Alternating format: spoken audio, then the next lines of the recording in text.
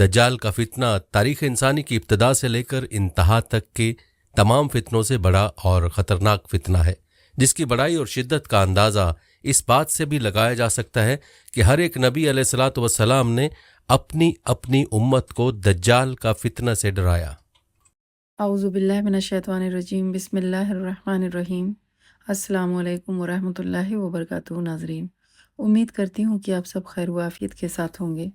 ये Islamic channel अल ज़िक्र आप सबको इस चैनल में खुशामदीद कहती हूँ। आज के वीडियो में हम देखेंगे कि दज्जाल कहाँ पर कैद है और वो कब आएगा और उसका फितना किस तरीके का है।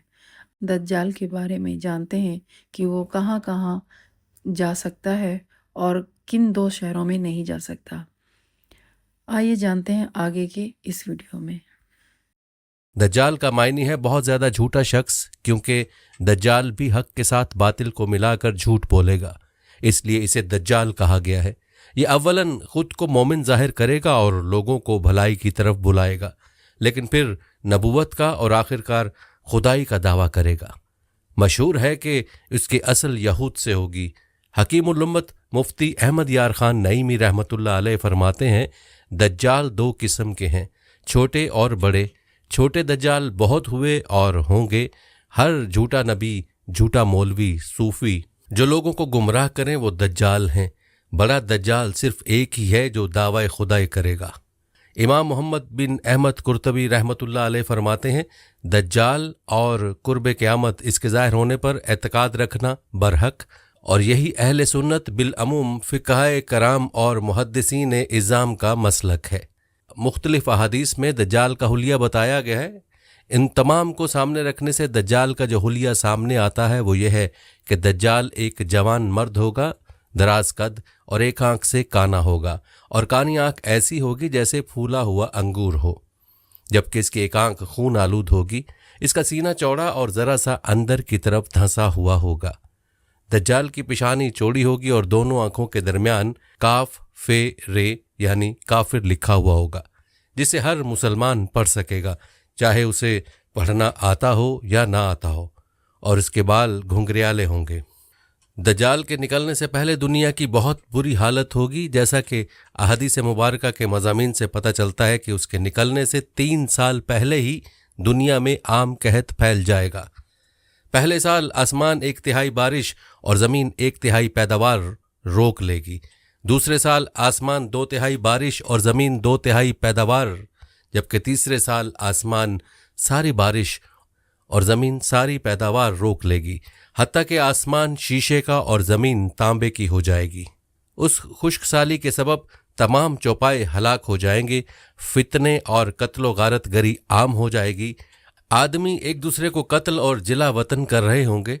तब दज्जाल मशरिक की समत एक असबहान या खुरासान नामी शहर से निकलेगा। ग़िज़ाई कहत के अलावा इल्मी और रूहानी कहत भी बर्पा होगा। दीन के सिलसिले में लोगों में ज़ौफ़ पैदा हो चुका होगा। उलमा और दीनदार लोगों की किल्लत होगी।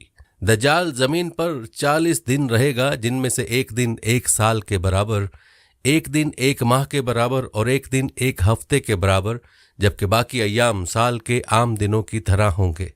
इस मुद्दत में दज्जाल अपने गधे पर सवार होकर सारी दुनिया का चक्कर लगाएगा। गधे का जुस्सा इतना बड़ा होगा कि दोनों कानों के दरमियानी फासला 40 हाथ के बराबर होगा, और इस गधे की रफ्तार का ये आलम होगा कि एक कदम उठाएगा तो 1 मील की मुसाफत तय करेगा, और रुए ज़मीन का कोई मैदानी, सहराई और पहाड़ी इलाका ऐसा बाकी नहीं बचेगा कि जहां वो ना जाए। अलबत्ता मक्का मुकरमा और मदीना तैयबा पर फरिश्तों का पहरा होने की वजह से उनमें दाखिल ना हो सकेगा, बल्कि मदीने के बाहर दलदली ज़मीन में पड़ाव करेगा, और मदीना पाक में ज़लज़ले के 3 झटके आएंगे, जिसकी वजह से हर काफिर और मुनाफिक मदीना से भाग निकलेगा और दज्जाल से जा मिलेगा। उस रोज़ मदीना पाक हर मुनाफिक और फासिक मर्द औरत से खालिस व पाक हो जाएगा। इसीलिए उस दिन का नाम योमुल खल्लास भी है, और बाज़ रिवायत के मुताबिक बैतुल मुक़द्दस और कोहतूर पर भी नहीं जा सकेगा। दज्जाल तरह तरह के शौबदों के ज़रिए लोगों का ईमान बर्बाद करने की कोशिश करेगा। हदीस मुबारका में है कि दज्जाल के साथ रोटियों के पहाड़ होंगे। दज्जाल के पैरोकारों के अलावा बाकी लोग सख्त तकलीफ में होंगे।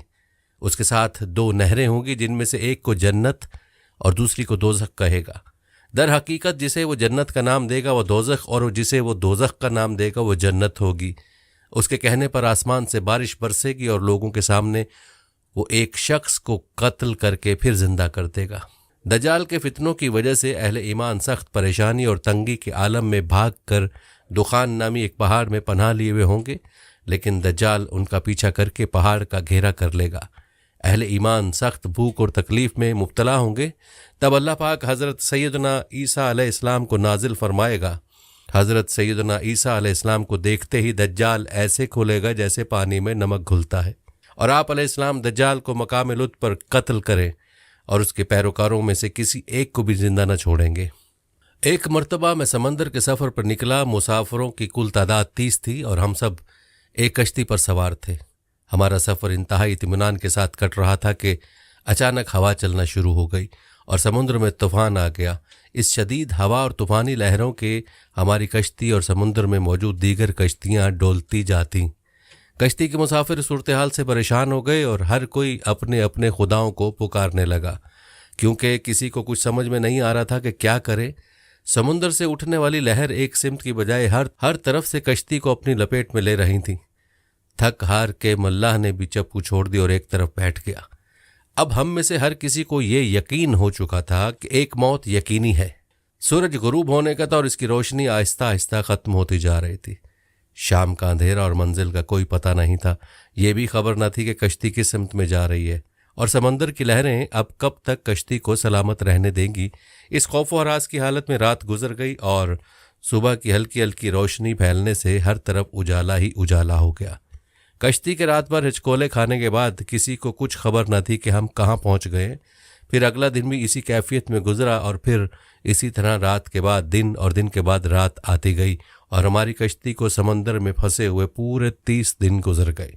फिर अचानक 30 दिनों के इस सूरत हाल के बाद भूल भटके मुसाफिरों को दूर से ऐसा नज़र आया जैसे दरख्त समंदर में खड़े हों।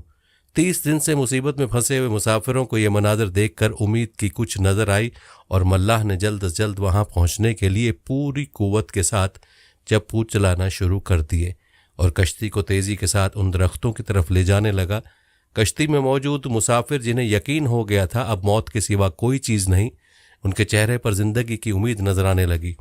फिर कश्ती जूं जूं करीब होती गई दरख्त साफ नज़र आने लगे। मुल्लाह पूरी कुव्वत से कश्ती चला रहा था कि सूरज गरूब होने से पहले पहले उन दरख्तों तक पहुंच जाए, ताकि कहीं ऐसा ना हो कि अंधेरा हो जाने के बायस हम उस आखिरी उम्मीद से भी हाथ धो बैठे।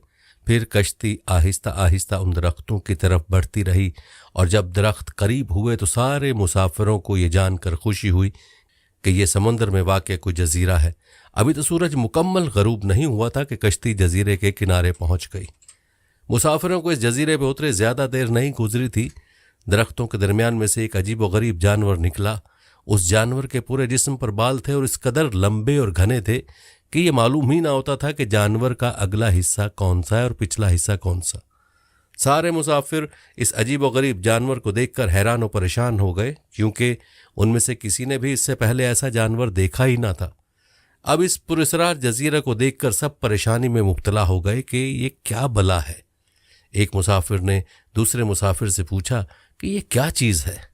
जानवर ने मुसाफिर की ये बात सुन ली और मुसाफिर के जवाब से पहले जानवर खुद बोला, मैं जासूस हूँ। जानवर के इंसानों की तरह गुफ्तगू करने से तमाम मुसाफिर मज़ीद परेशान हो गए, क्योंकि आज तक उन्होंने किसी जानवर को इंसानी ज़ुबान में बोलते नहीं देखा था, न सुना था। चुनाचे सब ये समझने लगे कि हो न हो ये कोई जिन है और हमारे सामने आ गया है। तुम्हारी जासूसी का मकसद क्या है और तुम किसके लिए जासूसी करते हो?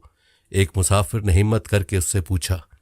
मैं जिसके लिए जासूसी करता हूँ उसे तुमसे मिलने का बेहद शौक है। वो तुमसे बातें करना चाहता है, लिहाजा तुम मेरे साथ चलो। ये सुनकर तमाम मुसाफिर हैरान परेशान चुपचाप उसके पीछे हो लिए। वो अजीब व गरीब जानवर दरख्तों के दरमियान रास्ते से होता एक पुराने महल के सामने जाकर खड़ा हुआ। महल को चारों तरफ से बुलंदोबाला दरख्तों ने घेर रखा था। मुसाफिरों ने वहां पहुंचकर परेशान नज़रों से उसकी तरफ देखा और फिर जानवर की तरफ सवालिया नज़रों से देखने लगे। जानवर फिर आगे चला और सब मुसाफिरों को एक बड़े दरवाजे से गुजारते हुए महल के अंदर ले गया। महल के अंदर दाखिल होते हुए सब ने देखा एक बहुत बड़ा शख्स जंजीरों में जकड़ा हुआ था और रिहाई के लिए कोशिश कर रहा था। हमने इससे पहले इतने बड़े कदावर और इतने ज्यादा रौब वाला शख्स कभी नहीं देखा था। एक मुसाफिर ने हिम्मत करके पूछा, तुम कौन हो? मैं क्या हूं और कौन हूं ये तो तुम जान ही लोगे, पहले ये बताओ तुम कौन हो? उसने सवाल करने वाला मुसाफिर से पूछा, हम अरब कबाइल लखम और जजाम के लोग हैं। और साथ ही इस मुसाफिर ने अपने साथ बीती और यहाँ तक पहुँचने की सारी दास्तान बता दी। उस कैद में जकड़े हुए शख्स ने कहा, ज़रा मुझे नखलिस्तान बसान के मुतल्लिक तो बताओ, उसके मुतल्लिक क्या जानना चाहते हो? एक मुसाफिर ने पूछा। खबरदार, अनकरीब उन पर फल लगना बंद हो जाएगा, वो कैदी गुस्सीले अंदाज में बोला। फिर वो मुसाफिरों से मुखातिब हुए कहने लगा, अच्छा कब्रिस्तान के दरियाओं के मुतल्लिक तो बताओ। मुसाफिरों ने कहा, दरिया के मुतल्लिक क्या पूछना चाहते हो? वो बोला, उसमें पानी है? मुसाफिरों ने कहा, हाँ उसमें पानी है। उसने कहा, अनकरीब उसका पानी ख़त्म हो जाएगा। फिर वो कहने लगा कि ज़गर के चश्मे के मुतल्लिक तो बताओ, क्या पूछना चाहते हो? मुसाफिरों ने कहा, यही कि उस चश्मे में पानी है कि नहीं, और अगर वहाँ पानी है तो फिर वहाँ के लोग चश्मे के पानी से खेती बाड़ी करते हैं। फिर वो पूछने लगा, अच्छा मुझे बताओ कि उम्मियों के नबी मोहम्मद के बारे में तो बताओ। मुसाफिरों ने जवाब दिया, उन्होंने मक्का से अपनी दावत का ऐलान किया और अब वो मक्का से निकलकर यसरब में मौजूद हैं। क्या वो अरब के लोगों के साथ कोई लड़ाई लड़े? अरबों ने लड़ाई में उनके साथ क्या सलूक किया? कैदी ने पूछा। जवाब मिला, वो बहुत से अरबों पर गालिब रहे और बहुत से अरबों ने तो उनकी अताअत भी कबूल कर ली है और अब वो खुद को उनके ताबेदारी में रखते हैं। ये सुनते ही वो गुस्से से पुकारा और जंजीरों को झटका दिया। फिर मुसाफिरों को मुखातिब करके बोला, मैं अब तुमको खुद से मुतल्लिक बताता हूँ कि मैं दज्जाल हूँ और तुम्हारी बातों से मालूम होता है कि मुझे यहाँ से निकलने की इजाज़त मिलेगी। मैं फिर उस जजीरे से निकलूँगा और 40 दिन में सारी दुनिया घूमूंगा। दुनिया की कोई बस्ती और गांव ऐसा नहीं होगा जहाँ से मेरा गुजर ना हो। हाँ, मक्का और मदीना में जाना मेरे बस से बाहर है, मुझे वहाँ जाने की इजाज़त नहीं। मैं उन दोनों शहरों में जाने की कोशिश भी करूँगा तो फरिश्ते मेरे सामने रुकावट बन जाएंगे, उनके हाथों में तलवारें होंगी और वो मुझसे लड़ेंगे। ये दास्तान हमें एक सहाबी ने सुनाई जो इस्लाम कबूल करने से पहले ईसाई थे। जी नाजरीन, आपने इस वीडियो में देखा कि दज्जाल का फितना कितना बड़ा फितना है और दज्जाल का माने झूठ से हैं। दज्जाल 2 शहरों में नहीं जा सकता, वो शहर हैं मक्का और मदीना। उसका फितना झूठ सच होगा और सच झूठ होगा। अल्लाह से दुआ है कि अल्लाह ताला हम सबको दज्जाल के फितने से महफूज रखे और हमें अपने हिफ्ज़ व अमन में रखे, आमीन। जी नाज़रीन, अगर आपको ये वीडियो पसंद आया हो तो इसको लाइक करें, शेयर करें सदके जारिया की नीयत से और सब्सक्राइब करें चैनल को। मैं नेक्स्ट वीडियो में फिर मिलूँगी, तब तक के लिए अल्लाह हाफ़िज़।